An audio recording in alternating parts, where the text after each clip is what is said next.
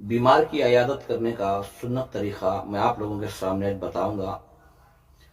جب بھی آپ کسی بیمار کی عیادت کے لیے جاتے ہیں تو اتنا ضرور کیجئے کہ جب آپ اس کے پاس پہنچ جائیں تو ایک دعا کریں۔ دعا یہ ہے اصل اللہ العظیم رب العرش العظیم ومن یشفیکا۔ اگر آپ کو عربی میں نہیں آتی تو کم از کم اپنی زبان میں یہ کہیے کہ میں اس عظمت والے رب سے سوال کرتا ہوں جو عرش عظیم کا مالک ہے، میرا جو بھی عزیز بیماری میں مبتلا ہے تو اے اللہ اسے شفا عطا فرما۔ بہت سارے لوگ کیا کرتے ہیں، جو بیمار کے پاس جاتے ہیں تو وہ یہ پوچھتے ہیں کہ آپ نے دوائی کہاں پر لی۔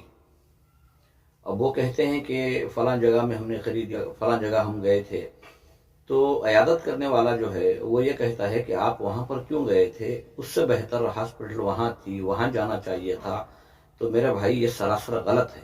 سنت طریقہ تو یہ ہے کہ آپ وہاں جانے کے بعد دعا کرتے اور دعا کے ساتھ تسلی کی کچھ باتیں کرتے۔